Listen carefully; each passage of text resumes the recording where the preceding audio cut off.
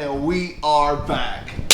Oh, yes, sir. In the flesh, back again for another episode of the Hoop Plug. Yes, sir, man. And you already know, as always, rocking with you. It's your boys, Firas and Tyler, man. And this is a very special episode because something that used to be very commonplace, very normal on the Hoop Plug, man. You see me and Ty right next to each other recording. It's not so common anymore. And now you obviously could tell by where I'm at. I'm back in the dirty. Yes, sir. My boy done touched down. Yes, sir. Got that dirty jersey in the air. Breathing it in. Yeah, man, it's fucking up my lungs already. Nah, I'm playing. But nah, man, it's good to be back. You know what I'm saying? Touchdown. Got a Harold's humongous sandwich. You know what I'm saying? Link with my boy went out last night. You know the vibes, man. And now we back. Yes, sir. It's good to have you back, my brother. Hey, I appreciate that, man. Happy holidays. You already see, you know what I'm saying, some of the baddest people in the planet, in the history, right behind us, you know what I'm saying? And we're celebrating this beautiful Juneteenth, you know what I'm saying? Yes, sir. The newest, freshest federal holiday. You're welcome for the day off, all right? You can thank these guys up there. Martin Luther King, Malcolm X for dropping a triple-double against the civil rights. Okay, so let's go. Happy Juneteenth. Yes, sir, my brother. Yes, sir. Happy Juneteenth. You know what I'm saying? And what better way to bring it in to have Juneteenth, Father's Day all together. You know what I'm saying? All in the same day. Ty, I think, just became... No, I'm playing. I was about to say Ty just became a father. Nah. Yeah, you were scaring me, bro. Nah, but, you know, happy Father's Day to everybody at home. Happy Absolutely. Juneteenth to everybody at home. Like Ty said, enjoy the day off. And back into it, man. Yeah, like, you know...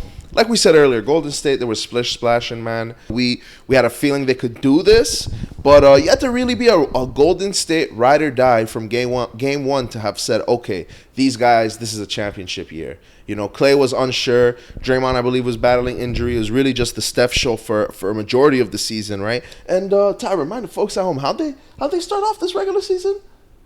Not well.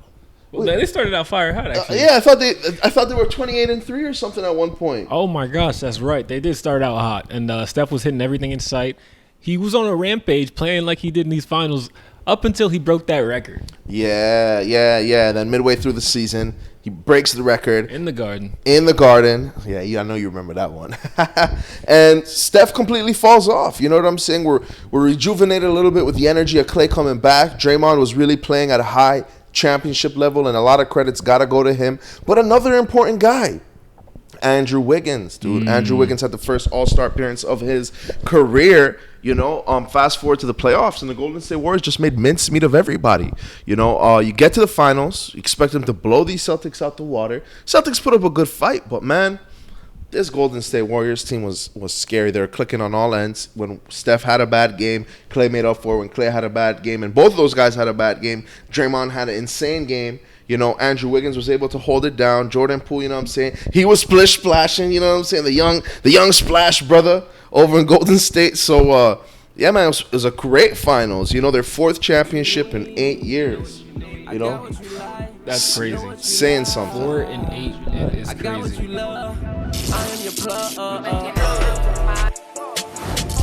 And we are back. That's right, back again for another episode of the Hoop Plug. And as y'all can see, me and Firas are in the flesh. Y'all heard it in the intro, but it's good to see you, Brody. Hey. We got a lot to talk about because, hey, y'all see the hat, y'all see the shirt. It's blue, it's gold. Shouts out Golden State for winning that chip. And we were talking about this off wax, but Yeah. usually, I mean, I've grown so accustomed to it, right? When you got J.R. Smith winning the finals, you got personalities that let you in, right? It felt like we were damn near in the club with LeBron and JR when they were winning the chip because everything was on social media. Golden State was keeping it under wraps. I don't like that. Man, I think although I'm with you, Ty, we always want to see the teams who work so hard celebrate that championship ring, right? But at the same time, I think the Golden State Warriors really showed us why they are the definition of professionals, man. They're able to win in style, celebrate in style, keep that thing under wraps, man. And I know Steve Kerr was probably like, hey, fellas, Jordan, I know you had probably the best season of your life. Who's to say you're going to ever play this well again?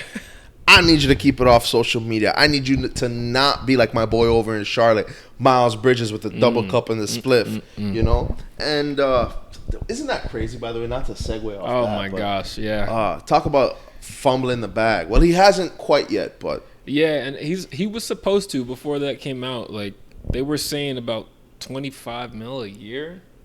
It's going to be interesting to see if that number comes down. But, man, back to the Golden State Warriors. Like, I just want to talk about this. Let's take it here. It's not on the rundown, but I just came to my mind again. At the end of that game, right, the clock is winding down. There's probably 6 seconds left. Steph Curry broke down. Like, he's won 3 other championships, but he was crying like this was more special than all of them combined. And I'm just kind of wondering why that was. I think I have an idea, but coming from you, like, if you had to put yourself in those shoes, why do you think Steph was so emotional for his 4th title? I think that first one, everyone feels, Steph was robbed of the Finals MVP. And I don't want to say robbed, right? Because Andre Iguodala deserved it. Steph Curry, based on his normal standards that season, because I think that was his first of 2 back-to-back MVP seasons. That was not the unanimous MVP, but nonetheless, very dominant throughout the regular season. The Warriors had just hit the scene. They beat LeBron, right? And Steph Curry is undoubtedly the leader, right? First championship, he's not really caring about Finals MVP, but at the same time, I think it stings a little bit that, Andre Iguodala, who's not even second or third fiddle, right, throughout the entire season, just there to be the 4th option, takes that Finals MVP away. Next 2 years, at the end of the day, Steph Curry, I think especially in that second ring with KD, put up a performance where he did deserve the Finals MVP. But Kevin Durant is Kevin Durant, and he was having insane performances while stopping you don't stop LeBron, but he was containing LeBron on the defensive end. So I think we all know he wasn't going to win those 2, right? So now it's this one, where this is a year where they weren't expected at all to win a championship. He carried them through the regular season. He carried them through the playoffs. Klay hasn't really been contributing except for, Game 6 Klay every once in a while. You know what I mean? But with all that being said, man, this is the one where undoubtedly he's the guy. No one's going to take that away from him. Yeah. It's got to be that. Yeah, like you said, when they were with KD, like, they were huge favorites. Like, people were predicting sweeps. They were winning those games in 5, those series in 5, excuse me. Mm-hmm. I think that's part of it. It's the road, it's the challenge, it's the tribulations that they just went through for the last 2 years. Worst record in the league. That's what they're coming from. That's humbling you. When they won that first one, he was wide-eyed. They were a bunch of pups just overachieving. They were playing with house money. Now there's expectations. Now they're supposed to do something. Now he's expected to put this team on his back. And doing it against all odds, I think that has to feel a little special. 100%. And in the years of people saying, yes, Steph Curry is good at winning championships, but can he be the best guy on a championship team? And listen, at the end of the day, you could say you don't hear those things, but eventually, even if you're titanium, man, some of those things are going to break through. Facts. So Steph definitely heard some of that chatter, and I know it feels good to prove the haters and the doubters wrong. You know what I'm saying? Absolutely. The babyface assassin, boy, was he a killer, man. It was such a show they put on over in that series, man. Word. And let's get into this series. Like, this whole time, right? We did the preview before this first game was played, and we both picked the Warriors. You, I think, in 5, me in 7, and that's why we're great podcasts, because they won in 6. But the whole time, bro, I've been rooting against my pick. Like, I chose the Warriors. I thought they'd win, but yet I still kind of wanted the Celtics to win, and it doesn't really make sense to me, right? Like, I'm a New York sports fan. If anything, I should be hating Boston. Yet I'm out here rooting for them. It drove me so crazy that I actually, after 2 games, said that I thought Boston was the better team. You remember I said that, and even though I still believe that, I said that while Boston is the better team, in my opinion, they're still going to lose this series because they make too many mistakes, and that's what cost them in Game 6, cost them in Game 5, and in the series. You said it, man. I think at the end of the day, Boston is the best team when you look at, from top to bottom, how they play with the star power that they have or lack thereof. And again, Jason Tatum and Jaylen Brown are killers, but, younger stars in the league. Regardless, I think they had the tougher path to the finals, You look at what they do, man. It's very surprising, right? Like, they came through. No one expected them with this first-year coach to make it as far as they did. I expected them to maybe even get swept. They come out, and at points throughout the series, right, they had you thinking they could beat Golden State. And I think that's why, man, like, it's a David versus Goliath story. You got the younger guys, less experience, this is their first time being there since Paul Pierce was in a jersey, So that's my thought of it. Yeah, and let's talk a little bit about Game 6, right? Boston comes out hot. I'm like, okay, they're on their home floor. They're taking care of business. Backs against the wall. They got to win. And that just changed rapidly because Golden State goes on an 11-0 4-0 run, then a Steph 3, then Jordan Poole starts banking shit, Draymond Green starts hitting things. Like, that's when you knew. Sound the alarms. Because when Draymond starts hitting threes, you are dead in the water. Yeah, it's over. And that turned into a 21-0 run. 21 unanswered points, a record in the NBA Finals in the modern era, and that's something you can't recover from. No way. And again, you mentioned it again. There's points throughout this series where this Celtics team showed sparks of the greatness that they have and the greatness that will come for years to come. But you can't win championship games, especially against an experienced veteran group of killers, right? A guy like Draymond, guy like Steph, guy like Clay. And again, I bring Draymond up first on purpose because out of those guys, I think Draymond, he has that Kobe mentality more so than the other guys. Again, Steph is a killer, Clay is a killer, but Draymond will literally beat you up and kick you in he will do anything to win. Anything for an edge. You know what I'm saying? And he showed, and I think he brings that grit to this Golden State Warriors team. You know what I mean? And I think everything that he does is what allows Steph Curry and Klay Thompson to shine. Klay not so much this series, but Steph doesn't get 34, 7, and 7 without Draymond getting his 12, 8, and 12. Yeah, you need that when you have a finesse-led group, right? Jordan Poole, Klay Thompson, Steph Curry are responsible for the majority of your scoring. You need someone that's going to mix it up, protect those guys, and make it possible for them to do what they do. And that's what Draymond Green does. So even though he had a lot of bad games in this series, don't get us wrong, just listen to how the Boston Celtics talked about him after every game. How agitated Jaylen Brown was, how much they were annoyed with him. He was in their heads, and it made a difference. Especially for a younger team like that, all you got to do is get them unfocused, right? They're not, again, they don't have that. Man, Jason Tatum should have never posted that picture. They don't have that Kobe mentality, man. They don't have that Mamba mentality. Not just yet. They think they do, but they don't understand what it means to be there so close and that bitter taste in your mouth, right? And so Golden State understands that. They understand being 73-9, touted the best team in history, and losing after being up 3-1. Yeah, we talked about the experience, and boy, was it a factor, because they really went against the grain here with what they just did. How crazy is it to go into the playoffs with a brand new, fresh out the box starting lineup and win a championship?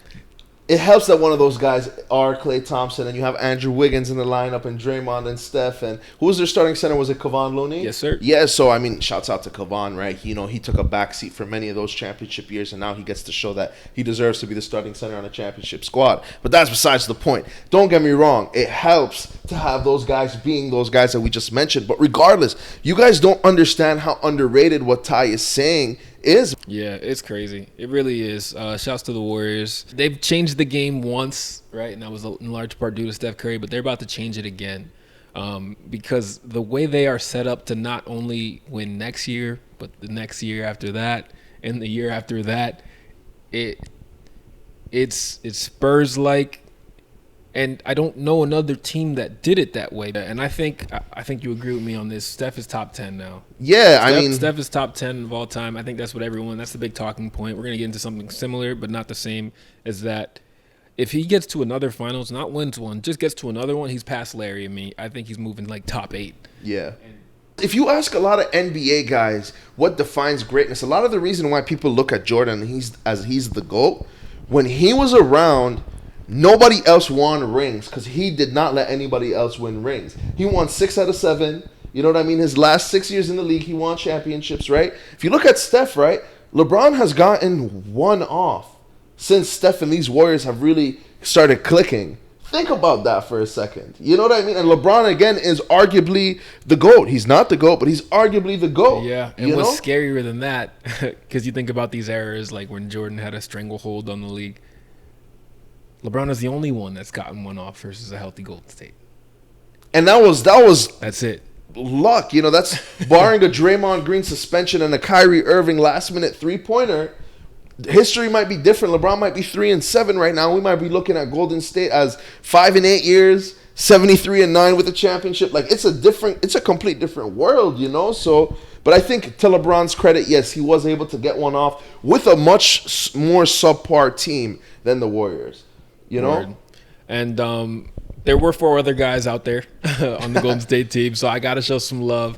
Andrew Wiggins. I think that Wiggins-Tatum matchup is what really swung the series. Because you're looking at probably the third. I think he was the second best player on Golden State this series, but he was out-dueling the supposedly number 1 on Boston. 100%. Right? For 3 or 4 games, Andrew Wiggins outplayed Jason Tatum. And it's not to say, Andrew Wiggins dropped 30 every game, but he killed Jason Tatum on the defensive end.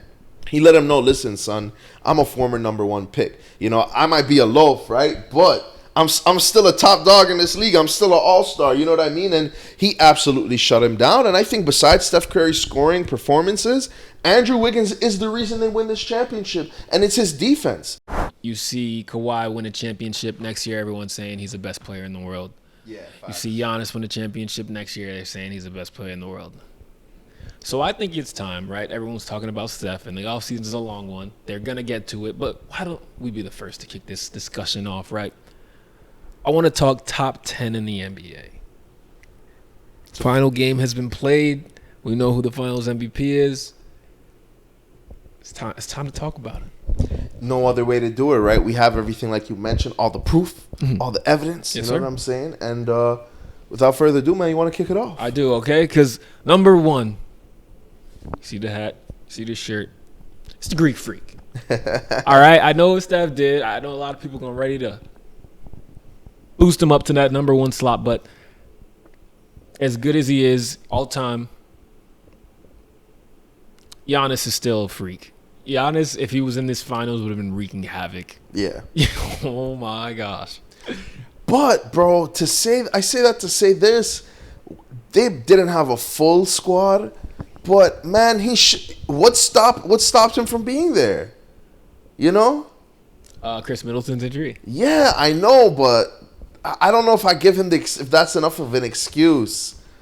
I don't know, but regardless, that's my number 1. I'm not saying that he's not number 1. All right, you know what I'm saying? Let's hear who you got number 1. No, I'm not saying that he's not number 1. I think Okay. I'm with you. I'm with you for him being number 1. I wasn't gonna stay Steph, that's for sure. But all right, number 2, I got KD. Yeah, I'm with you there. I think KD's number 2 when healthy. You know what I'm saying? When healthy, yeah. You got to put an asterisk on it. We know what he's capable of. It was a really, really, really bad performance, but you'll never see something like that again. Yeah. Yeah. Number 3, though, and we might agree to disagree a little bit on this one. I'm putting Steph at number 3 in the league right now. Okay, and I think that's fair. This is the one I had to. This is one I struggled with most. Giannis, KD, those 2 were easy, and it was between Steph and Joel Embiid. But I'm going with Embiid just because of the size and defense, and I think Steph has gotten so much better on defense. So good. So much better, but he's just incapable of having the impact that a 7-footer can have on defense. Of course. So we're gonna agree to disagree on that one, but they just switched spots. So for you, 3-4 is Embiid, Steph. For me, it's Steph, Embiid. And I think the next one, bro, we're gonna agree on that one. Number 5, the King. You know what I'm saying? LeBron James. And shouts out to him, my boy at 38, still top 5. Could arguably be top 1 midway through the season when the season starts, depending on how he performs. So it's not to say that he can't be that guy still. Yeah, man. It's just he's got the itch too. Yeah, he's already in the gym. He's in the city, balling out with Chris Brickley at that gym. I want to get to that gym. I don't know. What? That would be nice. Imagine watching some of those runs, bro. Trying to get in the run. No. I ain't trying to be in them runs getting dunked on. No, sir. If it's like a celebrity run, you got Chris Brown in there, all those other cats. I'm going to play when J. Cole plays. That's when I'm going to pull up. Yeah, exactly. But when LeBron's there, DeMarcus Cousins, I'm good. Because who's got a guard Boogie? It's got to be me. So I'm not about all that action, Next up, man, and this is the thing, right? The rest of these is just really, I think, it's a drop off. Yeah, man, it's a huge drop off. 1 and then 2, and it's hard to say that because this next person is last year's MVP, right? So phony MVP. Yeah, very phony. But regardless, I think these are really just all opinionated. You know what I mean? Ty kind of basically has a rundown here, and I'm not against any of them, but at the same time, depending on who you are, I think it's this group, this batch of players, but the order might differ a little bit. You know what I'm saying? I'm gonna just read it out for you. So I'll start from the top again. 1, I had Giannis. 2, KD. 3, Embiid. 4, Steph. Me and Firas disagreed on that. And then the rest of this list is just mine. Oh, well, 5, LeBron we both had. But 6, Jokic. 7, Luka. 8, Ja Morant. 9, Kawhi. And 10, Dame Dollar. So those last 2, y'all probably forgot about them. They can definitely move up. But the biggest movers on this list, Steph, he moved up in my eyes. Jokic moved up just a bit. And Ja. Ja took a huge leap this season, man. And it's funny, you know, we couldn't refer to Ja without referring to Zion. And now we don't remember who Zion is. And Ja is really the star of that class. Yeah. By the way, I got a rookie card for sale. Just let me know. Hit my line. But no, Ja is a beast. You know, again, I think it speaks to how good he is with what he was able to do with this Memphis Grizzlies team. And again, depending on how they play in this next season, that's really going to be a big determining factor for how good Ja is, how much of an impact he makes on the court as a player, off the court, as a leader. But I'm with you. Ja takes a huge jump here. He cements himself in the top 10, no doubt. And you mentioned that Zion is the forgotten about number 1 pick and future superstar in this league, and that he's kind of getting overlooked. With Ja, I think you get him on Weight Watchers, and he can change that real quick. 100%. No, Zion's one of those guys. He's explosive. He's dominant. Let's not forget Joel Embiid, who's someone we were worried about. Foot injuries. Yep. Heavy set dude. Not a lot of experience leading up to the league. Is now, again, top 4, top 3 in the NBA. You know, dominant player. So it's not too late for Zion, especially with the numbers he put up in the limited minutes that he has had. But it's going to take a lot for him to maintain that and then even get close to the potential, you know, the comparisons to LeBron and these kind of things. So, yeah, let's see what he could do. All right, we got to take it here to Charlotte, North Carolina, because Michael Jordan's team can't stay out the news. Michael Jordan's Charlotte Hornets cannot stay out the news. The latest is they're getting curved, bro. They're getting curved, played in these streets by their potential coach who agreed in principle to sign on for 2022-2023, and that is Kenny Atkinson, assistant coach for the Golden State Warriors, fresh off the title. He said, "No, I'm good. No, I'm good, Mike. You can stay over there with LaMelo and Terry and Miles Bridges. I'm going to stay here with Clay and the other boys and try to run it back." Yeah, and I don't blame Kenny Atkinson per se. However, if there's an opportunity to get a head coaching spot where you have a really talented group of guys, you can really show your worth as a coach because you have the group, not to build a Golden State effect, but something to that level. I mean, Scary Terry has been dominant. He'll never really be a all-star, or he's a fringe all-star player in this league, you know, but LaMelo Ball has the opportunity to be a superstar if he isn't already. And Miles Bridges, man, like, continuing, you know, putting his lean and weed smoking aside, right? If he keeps up the performances and that 1-2 punch that he has with LaMelo Ball, this team can be very, very good for years to come, you know? I'm with you. I said I'm with you. You know, but with that being said, though, that's not speaking about the general manager at all. And you guys know I'm the number 1 Mike fan in the world. I got the playoff 12s on right now, you know what I'm saying? But I say all that to say this. Mike's answer to everything is, put me in, coach. I'm going to drop 30. And that's something I don't think he's used to. He's so used to being so in control. Give me the ball. I'm going to go out there and I'm going to win this game regardless of whatever, you know? But this is a different situation. And I think Michael is bringing that competitive edge to the general manager and the owner's room, whatever you want to call it, right? Which is a great thing. But in the same token, right, a guy like Mike, you think that you're the GOAT in basketball, right? So you're going to assume you're the GOAT in making these kind of decisions. You're going to bring a certain level of pride. And given that you're also the owner, right, and you're also Michael Jordan, nobody's going to be able to tell you anything. Yeah. You know what I'm saying? And I think the thing that made him so successful on the basketball court is potentially his biggest detriment off, you know? Yeah, it's interesting, right? I'm trying to think back to why the Hornets are in this place that they are, and that is at best mediocre. Their best seasons have been mediocre. Yeah. And I think it's just their drafting, right? Like you could say recency bias. They've gotten LaMelo, they got Miles. Those were 2 great picks. But think about all the picks, right? I think Marvin Williams, Michael Kidd-Gilchrist. My gosh. Horrible picks. Think about the only productive players being Kemba Walker, LaMelo, Miles Bridges. End of list. Can't really think of anyone else. After that, you got like a lot of Frank Kaminsky's. You got a lot some of Zeller brothers. Yeah. You know, Plumlee. Like Yeah. it's not. It just hasn't been good. Too many misses. And I don't know if he's actively in those draft rooms. I would imagine he has some sort of input if he wants it. I don't know if he's exercising it, but yeah, that's been the issue. And it's brighter days. This isn't a bad job for Kenny to be like, nah, I'm good. It's more about Golden State. You know, that announcement came right after that celebration. Steve Kerr taking that video outside of the plane talking to TMZ like, yeah, I'm hungover. And Kenny was too. Okay, I think Steve was in his ear like, hey, bro, we need you. We could run these back. We could run this back. We're trying to start a dynasty here. You know what I mean? And I think Kenny Atkinson sees that as his best opportunity to, be a Hall of Fame coach one day. You don't got to be a head coach to be in the Hall of Fame. You know what I'm saying? So, and it's setting him up, right? You turn down this gig, you're only going to leave for something better, and the other teams around the league know that. So, again, that's not a bad gig, but let's see how good you can get. Right? The Lakers are a revolving chair. The Knicks want to fire Tibbs, so who knows? Not that the Knicks are a better job. It probably is worse. The Bulls could use a coach. I mean, I don't mind what we got now. Billy Donovan's all right, but I mean, hey, there's a lot of opportunity in the league. So, yeah. Speaking of transitions, shouts out to another owner.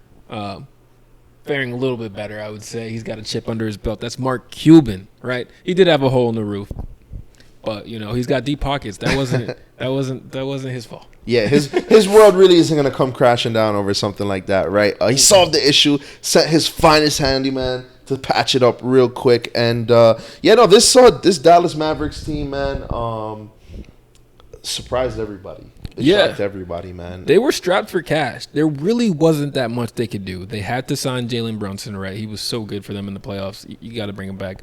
Luka obviously is going to be a max player for the next 10 years for them. Spencer Dinwiddie's on a solid contract. They've got someone else, a couple other guys making solid money. But the point is, they didn't really have much flexibility. Yeah. And for them to pull off what they just pulled off and acquire one of the best front court players in the NBA, someone with a lot of potential, someone that's not even 29, in Christian Wood, for the super low, a loaf of bread and a couple picks. Man, Ty, you said it, man. And it's funny how they went and got exactly what they need. Literally the exact position, the exact type of player, the exact age group. Like, Christian Wood could not have been the more perfect guy. And, I just said it, right? But the Dallas Mavericks, they got Christian Wood. And the one person I wouldn't have given up is Boban, because they lack front court size already. Not to say that he's a star, but they need... Anyways, regardless, they trade Christian Wood for Boban Marjanovic, Trey Burke, Sterling Brown, Marquise Chris. And before I even say the pick, it's the number 26 pick, you guys are saying, oh, that's a lot of names for Christian Wood, but bums. These are guys that were basically just taking up roster spots in the Dallas Mavericks. I don't think Marquise played. I don't think Sterling Brown played. Trey Burke just played by default. I know, shouts out to him, former Knick. But, you're not losing out too much with any of these guys, man. You're getting, again, a fringe all-star, a guy who can be the second, the second fiddle to Luka's, magic for a very long time to come, Yeah. I call him Dollar Tree Anthony Davis. Because on offense, he's pretty close. Defense, not at all. Yeah. But on offense, he's pretty close. So you squint your eyes and you might think that's number 3 for the Lakers out there balling up with Luka. And it's going to be great. It's going to be really good. I think he's been on every stop on his NBA journey, he's been on a team with no hope. You're with a dog, a killer in Luka. That's going to reinvigorate you alone.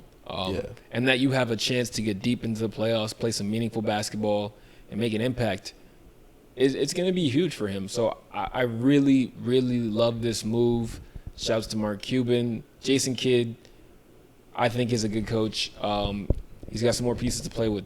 It's going to be fun to watch. Yeah, no doubt. You said it, Ty. And, man, Christian Wood, I know he's really looking forward to this opportunity. You mentioned it, not so great on the defensive end. He can give you defense in spurts, but the Dallas Mavericks aren't looking for Defensive Player of the Year. They aren't looking for Rudy Gobert. They're looking for exactly Christian Wood, and his play style works perfect with Luka. None of them play defense. They might give you 130 points a game if everything goes right. So I'm looking forward to see this, man. This is the steal of the year. New coach in Jason Kidd, who's gotten this team the furthest they've been since a championship in 2011.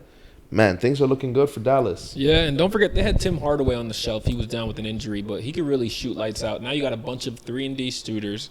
You have Luka, you have Christian Wood. Those are your exceptions defensively, but everyone else can defend. Yeah. Dorian Finney-Smith, the plus defender as well. I like it.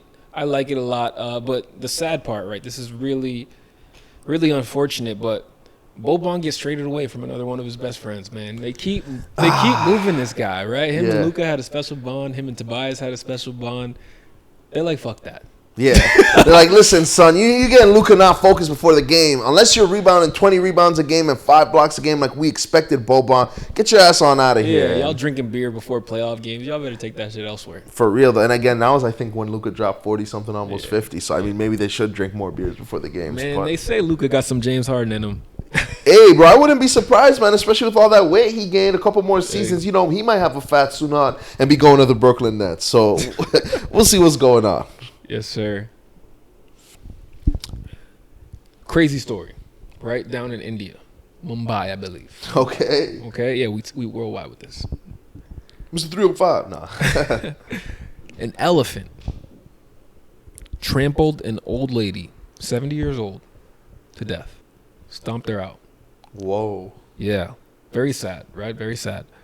But reportedly, this old lady was rather rude to the elephant, right?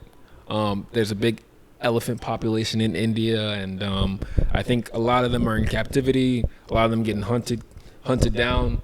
And the story, I don't remember exactly, but it was something about the elephant being separated from its children. Oh. Right? You know, that's a no-go in the wild. Especially on Father's Day. So the elephant was about that action and stomped her out, ran her down, right? But this is where it gets crazy. Village comes together for a funeral a few days later. The PETA people, I don't know what they got. They're probably just some hunters, but they're on the search for the elephant. They can't find it. Funeral a couple days later, the elephant shows up. No, don't tell me he curb stomps the grave. He stomped the grave out. Yo, he said, this bitch is not resting in peace. Whoa, that's actually crazy, man. And you know, they have the metaphor, memory like an elephant, right? So. Oh my God. But so what exactly was this old lady doing to the elephant, bro? She distracted the mother while the kids were taken.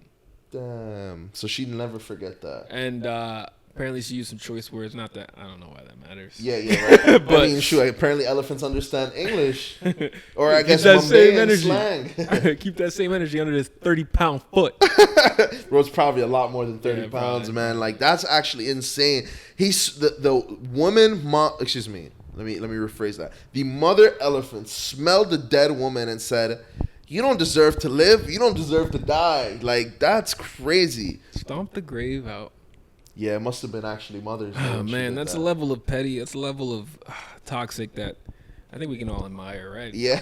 Next time you get wrong, just keep it in your memory, because there will be a time where you can get your get back, and we're here for it. And when the get back is get backed, ain't nothing sweeter. You know what I'm saying? Mm-hmm. All right, that's going to do it. That wraps up another episode of the Hoop Plug, man. And it feels so good to be back. You know what I'm saying? Cue the ASAP feels so good. You know what I mean? But it feels so good to be back in the dirty. Feels so good to be recording live with my brother Ty here on this beautiful, momentous Juneteenth. You know what I'm saying? And like always, guys, make sure to put some flavor in your ear.